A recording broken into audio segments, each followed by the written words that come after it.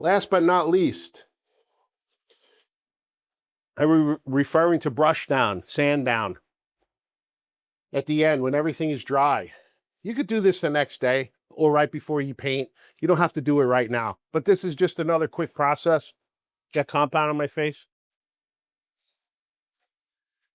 to make it even more paintable. Again, the compounded material that I use is very soft, right? A lot of times when I leave the jobs, it's still wet. Some of it's still wet. So I always tell a homeowner, DIYer, the painter, whoever's following me, hey man, if you feel an edge, just take your hand, literally go like that. You can see the dust coming off of it. That's gonna take that edge right out, okay? This one was pretty bad because it dried up pretty good, okay? That's how soft the compound is. You can use your hand, literally use your hand. And you brush that down, and you get rid of that edge, okay? What I like to do is very, very last thing, I pack my tools up, put stuff in the truck, maybe have a drink, take a quick break. I take an old sanding block. This thing is old. There's nothing left to this. I mean, as you can see, I have a newer one that I use.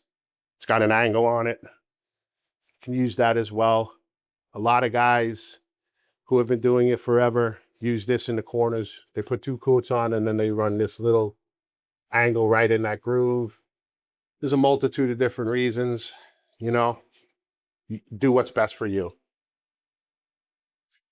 Last thing I do, I literally take my light block and I just hit it. I hit those edges and I'll go through really quick. And just, you see what I'm doing here? That's all it is. That's all it is. You don't have to sand the shit out of it. You don't have to go crazy. All you're doing is just grabbing an edge here or there. If we missed it, which we do, we're human. We do miss it. You know what? And at the end of the day, if you even miss it and you prime it, you can still fix it. You can still put compound on over primer. You just don't want to mound it on. You want to put it on and take it off. And that's all it's going to take is if you missed a little bit of an edge. You put it on and take it off. So it's still not the end of the world, okay? But I wish I could bring you in to feel this, because now that we literally brushed with this light little sanding block, we brush this down, there's no edge at all. Okay? And look what I'm doing here. I like to go over to my corner bead, okay? I'll get my sanding block right on the edge of the corner bead. I clean that corner bead up. Look how nice that comes out. That's ready for paint. I'm checking. Remember we had a little issue here. This was flat. This was humped. We flattened it out. We hit it again with a little light sandpaper. We didn't go crazy. We didn't get a belt sander. We didn't use 80 grit.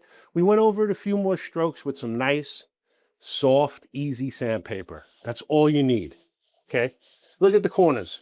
Look how nice and crisp they are. Nice and clean, all right? Everything's clean. Go to the floor.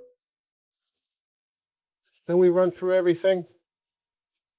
And there you have it. We're ready for primer. I mean, there's a little bit of dust, but you're gonna have to get a little dusty. Do you have to create a sandstorm? No, you don't. You follow the process that I've shown you, and this is what can happen. This is what you can achieve, okay? You can look at this wall. You can look at this set that was built. You followed it from the very beginning. We did the first coat, we did the second coat, and we did the third coat. You saw it in progression. You saw the tips, you saw the techniques, you saw what I did to get to this point, okay?